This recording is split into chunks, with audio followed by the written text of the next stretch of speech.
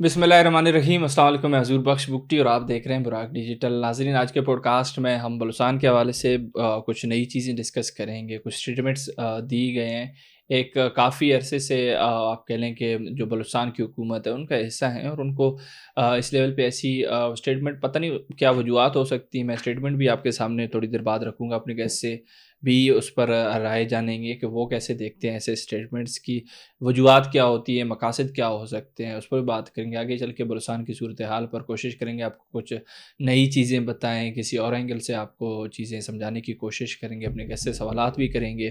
کافی دلچسپ ہونے والا یہ پوڈ کاسٹ۔ اور آپ کو پتہ ہے کہ مئی کی اگر میں بات کروں، اس کے بعد سے پاکستان نے جو ترقیوں کا ایک سلسلہ جاری کیا ہے وہ رکنے کا نام نہیں لے رہی۔ ہر جگہ پر پاکستان جہاں بھی جاتا ہے، اس کی جو ایک ٹیم ہوتی ہے، آفیشیل ٹیم ہمارے جاتے ہیں، یا پھر ہمارے پرائم منسٹر کسی آفیشیل وزٹ پہ جاتے ہیں، تو ان کی وہاں پر ایک سے ہے، اور وہ بالکل ان کو بڑا چڑھا کے عزت ملتی ہے۔ تو اس کے بھی اللہ کا شکر ہے کہ پاکستان اس لیول پہ ہے۔ لیکن جو بیرونی ملک عناصر ہیں یا پھر دشمن عناصر ہیں، ان کے پروپیگنڈے پر جو چل رہے ہیں، پاکستان کے اندر کی اگر میں بات کروں تو ان کو یہ چیزیں ہضم نہیں ہوتی، یہ چیزیں ان کو چبھتی ہیں۔ تو اس کے بھی کچھ پہلو ہیں، اس پر بھی آج سوال کریں گے، اپنے گیسٹ سے ان کی رائے جانیں گے۔ ان ساری چیزوں پر بات کرنے کے لیے اسٹوڈیو میں میرے ساتھ موجود ہیں تانیہ بازائی صاحبہ، ان سے بات کرتے ہیں۔ تانیہ، خوش آمدید۔ Thank you. تانیہ، سب سے پہلے تو بلوچستان کے حوالے سے ہی میں آپ سے کچھ سوالات کرنا چاہوں گا۔ آپ کو پتہ ہے کہ جو مطلب بلوچستان کی جو حکومت ہے وہاں پر انہی کے مطلب حکومت کا حصہ ہیں ہدایت الرحمان، مولانا ہدایت الرحمان، ان کی طرف سے ایک سٹیٹمنٹ آنا کہ بھائی فیلڈ مارشل عاصم منیر کو ہم بلوچستان میں کامیاب نہیں ہونے دیں گے۔ آپ اس سٹیٹمنٹ کو کیسے دیکھتی ہیں؟ کیا وجوہات ہو سکتے ہیں؟ کیونکہ اگر دیکھا جائے فیلڈ مارشل ہمارے سپہ سالار ہیں، ان کا کوئی ذاتی مفاد تو نہیں ہے بلوچستان میں، نہ ہی وہ ذاتی لڑائی لڑ رہے ہیں۔ وہ اگر دہشت گردوں کے خلاف کارروائیاں کریں تو وہ یہیں ہدایت الرحمان جیسے کرداروں کی ہی حفاظت ہو رہی ہے، وہاں پر ہم عوام کی بھی حفاظت ہو رہی ہے، دہشت گردوں سے جان چھڑایا جا رہا ہے، صفایا ہو رہا ہے بلوچستان سے۔ تو آپ کیسے دیکھتے ہیں اس چیز کو؟ ہاں، اب میں کیا کہوں، مولانا کیا نام ہے؟ مولانا ہدایت الرحمان۔ مولانا ہدایت الرحمان کو کون جانتا ہے؟ اس کو تو میں بھی نہیں جانتی، آپ بھی نہیں جانتے ہوں گے، ٹھیک ہے۔ میں کہوں گی وہ پہلے اپنا منہ دھوئے، اسپیشلی جب وہ جو آرمی چیف ہیں عاصم منیر صاحب، ان کا نام لینے سے پہلے، کیونکہ دنیا جو ہے آج جو گلوبلی پاکستان کا ایک مقام بن گیا ہے، گلوبلی پاکستان کی وہ عزت بن گئی ہے، وہ ڈگنیٹی بن گئی ہے، وہ مولانا ہدایت الرحمان کی وجہ سے نہیں بنی، کیونکہ مولانا ہدایت الرحمان کو میں نہیں جانتی، آپ نہیں جانتے ہو از مولانا ہدایت الرحمان، ٹھیک ہے۔ اب آرمی چیف جس نے پوری دنیا میں پاکستان کا نام سراہا ہے، جو ہمارے فیلڈ مارشل ہیں، چیف آف ڈیفنس ہیں، ٹھیک ہے، جس کو ڈونلڈ ٹرمپ نے خود ہوسٹ کیا، پہلی دفعہ 75 سال کی ہسٹری میں پاکستان کی کسی آرمی چیف کو یا فیلڈ مارشل کو ہوسٹ نہیں کیا گیا۔ تو جنرل عاصم منیر وہ پہلے انسان ہیں جن کو وائٹ ہاؤس نے ہوسٹ کیا، ٹھیک ہے۔ تو مولانا ہدایت الرحمان، آپ پوچھیں ڈونلڈ ٹرمپ سے کہ آپ مولانا ہدایت الرحمان کو جانتے ہیں، ٹھیک ہے، پھر آپ بات کریں۔ تو یہ چھوٹا منہ بڑی بات، یہ باتیں ان کو زیب نہیں دیتی۔ ان کی جرت نہیں ہے کہ یہ آرمی چیف کو للکاریں، یا ان کی جرت نہیں ہے کہ یہ کہے کہ ہم آرمی چیف کو کام نہیں کرنے دیں گے، انٹرفیئرنس نہیں ہونے دیں گے۔ اچھا، آپ آرمی چیف کو جو یہ انہوں نے بیان دیا ہے، کس چیز میں کامیاب نہیں ہونے دیں گے؟ وہ جس سطح پہ پاکستان کو لے کے گیا ہے، آپ کی اوقات ہے کہ آپ پاکستان کو لے کے جائیں؟ آپ کی تو پرسنالٹی ایسی ہے، میں آپ کو اپنے آفس میں انٹر ہونے نہ دوں، آپ کی جو پرسنالٹی ہے، آپ کا جو گیٹ اپ ہے، اور تو آپ باتیں چھوڑیں، انٹرنیشنلی آپ کیسے پاکستان کو ریپرزینٹ کریں گے؟ آپ کو حلیہ ہی نہیں ہے، نہ آپ کی وہ پرسنالٹی ہے۔ تو اس طرح چھوٹا منہ بڑی بات، مولانا ہدایت الرحمان جن کو میں نہیں جانتی، ہو از ہی، اور اس کا کیا اسٹیٹس ہے، وہ کس کا ریپرزینٹیو ہے، ہم میں سے کوئی نہیں جانتا اس کو۔ ہاں، آرمی چیف کو پوری دنیا جانتی ہے، گلوبلی جانتی ہے، انٹرنیشنلی جانتی ہے۔ انہوں نے جو پاکستان کو پوری دنیا میں جس وہ سیٹ اپ میں لے کے آیا ہے، آپ کو اگر ہم 10 دفعہ اور بھی حکومت میں لے کے آئیں، آپ نہیں کر سکتے، آپ کی بس کی بات نہیں ہے۔ آپ صرف چیخیں اور بڑکیاں مارتے رہیں سوشل میڈیا پہ۔ تو آرمی چیف کامیاب ہو چکے ہیں، آپ کی باتوں سے کچھ نہیں ہونا۔ دن میں کیا کم لوگ اپنا بیان دیتے ہیں آرمی چیف کے خلاف، یہ ہم نہیں کرنے دیں گے، ہم وہ کرا دی نا 26 امینڈمنٹ، کرا دی نا 27 امینڈمنٹ، ابھی 28 امینڈمنٹ آ رہی ہے، اس کی آپ تیاری پکڑیں، ٹھیک ہے۔ تو اتنی بڑی باتیں کرنے کی ضرورت نہیں ہے۔ آپ جو آپ کے بس میں وہ آپ کریں. آرمی چیف کامیاب ہو چکے ہیں, ہر لیول پہ ہو چکے ہیں, اور اگر آپ نے اتنی ضرورت ہوتی تو آپ 26 27 امینڈمنٹ رکوا دیتے نا, کیوں نہیں کیا آپ نے؟ تو یہ بگٹی صاحب یہ بولتے رہیں گے, کارواں چلتا رہے گا. پاکستان کو وہ عزت ملی ہے, وہ عزت ملی انٹرنیشنلی کہ مولانا ہدایت اللہ جیسے لوگ تو کاؤنٹ ہی نہیں ہوتے. اور سیاست میں بھی میں نے ان کا کوئی ایسا نام نہیں سنا, نہ ان کی کوئی بلوچستان کے لیے کنٹریبیوشن ہے. صرف اینٹی اسٹیٹ بیان دینا, پاک فوج کے خلاف بیان دینا, ریاست کے خلاف لوگوں کو بھڑکانا, یہ ان کا کام ہے. نہ انٹلیکٹ ہے ان کے پاس, نہ ان کی کوئی پرسنالٹی ہے.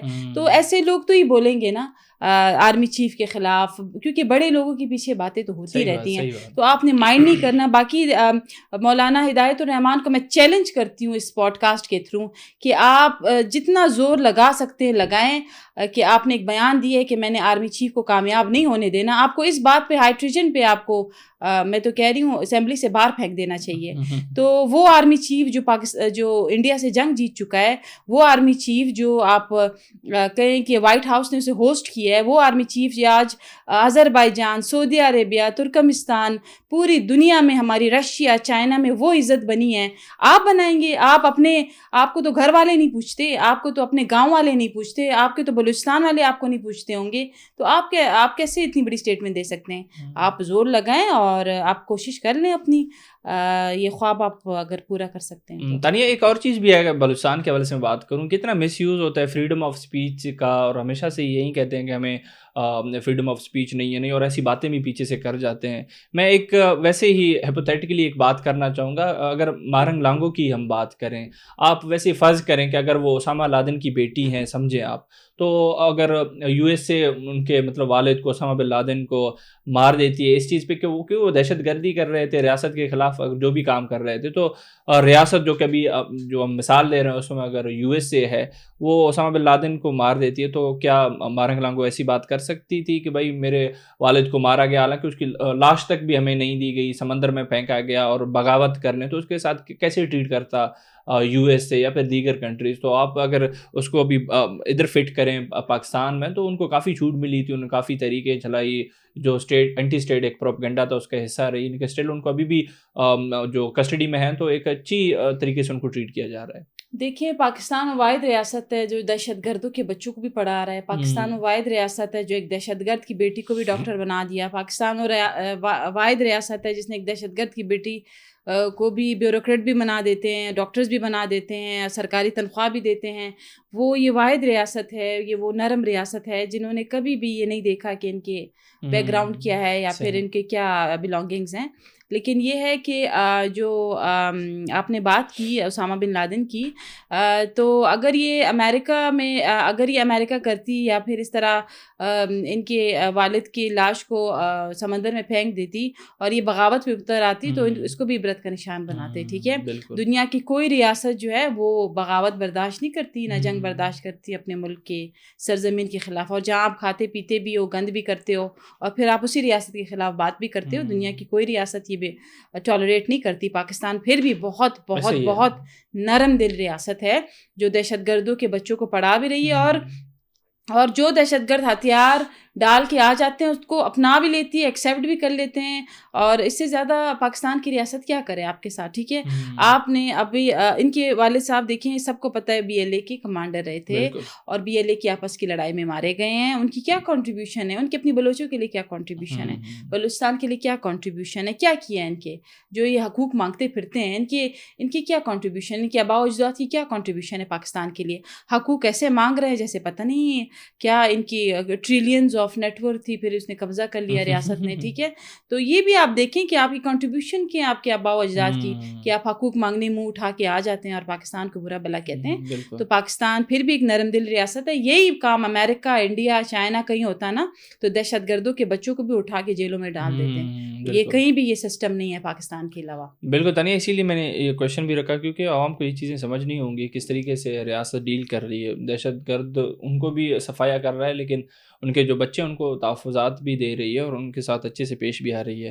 تانیہ, پاکستان کی اوور آل اگر ہم بات کریں, کافی اچھی ڈیولپمنٹس ہو رہے ہیں, ہمیں عزت بھی مل رہی ہے, میں سمجھتا ہوں کہ مودی نے کہیں نہ کہیں ہمیں ایک اس مطلب اسٹیج پہ لایا ہے کہ پاکستان ماشاء اللہ سے بہت آگے گئے. مئی کے بعد اگر میں دیکھوں تو آپ بھی کل کی ہی میں بات کروں تو ترکمنستان سمٹ ہوا ہے اور وہاں پر ایک ویژولز بھی آ رہے ہیں, پکچرز بھی شیئر ہو رہے ہیں کہ بھائی ہمارے پرائم منسٹر بیٹھے ہوئے ہیں اور ساتھ میں ادھر پوٹن بیٹھا ہے, اردگان بھی بیٹھا ہے, ایک اچھا مطلب جیسچر بھی جا رہا ہے. آپ اوور آل اس سمٹ کو کیسے دیکھتی ہیں؟ پاکستان کی جو ایک ریپرزنٹیشن ہے انٹرنیشنلی اس کو کیسے دیکھتی ہیں؟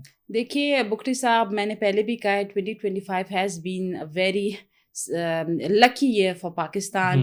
پاکستان کا جو جیو پولیٹیکل سگنیفیکنس ہے, جو آپ کی فارن پالیسی ہے, جو آپ کے ڈپلومیٹک ٹائز ہیں, اور اسپیشلی جو 3 میجر پاورز ہیں رشیا, چائنا, امریکہ, آج وہ بھی پاکستان کی طرف دیکھ رہے ہیں.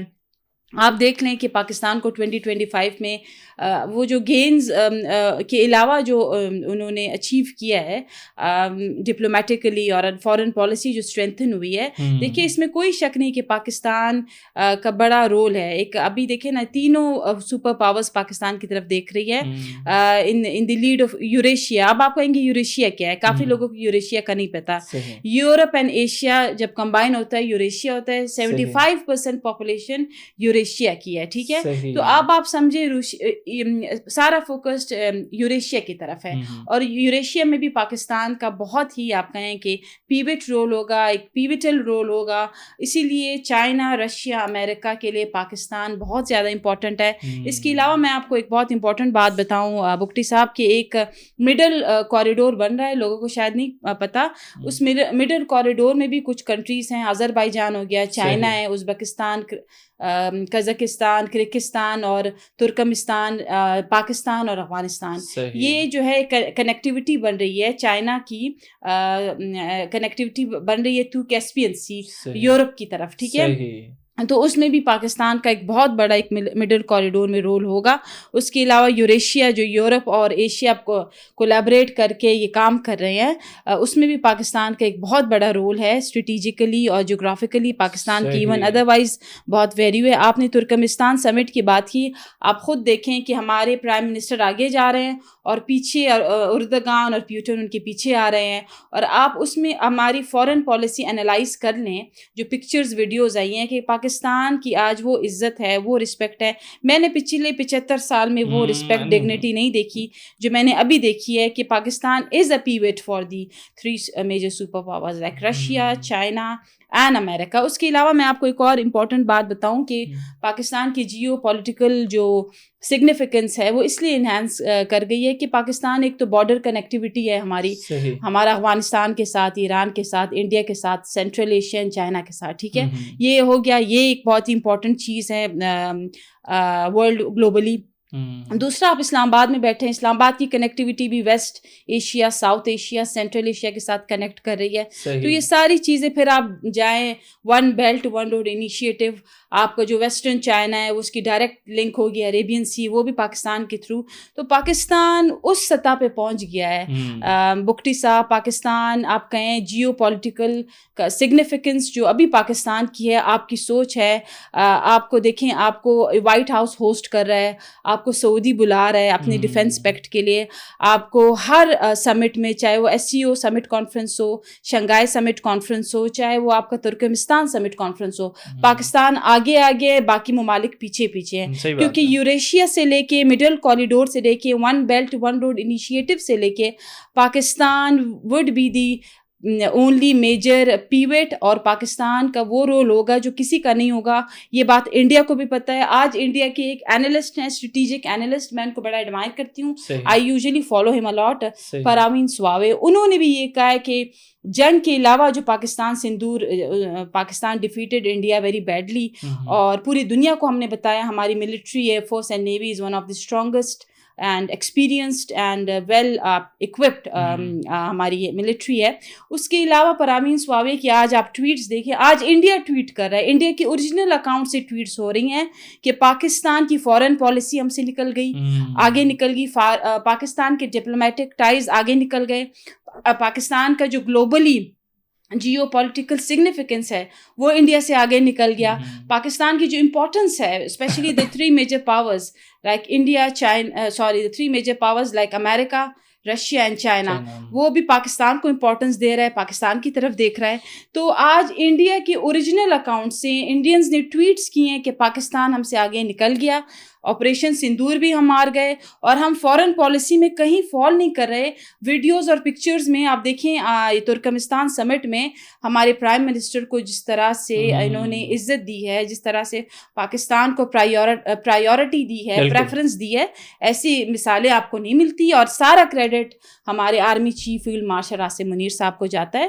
اور یہ جو موجودہ حکومت ہے گلوبلی انہوں نے پاکستان کو بہت انہینس اینڈ اسٹرینتھن کیا ہے. ہر جگہ آج ہماری عزت ہے الحمدللہ, ہر جگہ آج پاکستان ہو رہا ہے. تو یہ ایک فیکٹ ہے.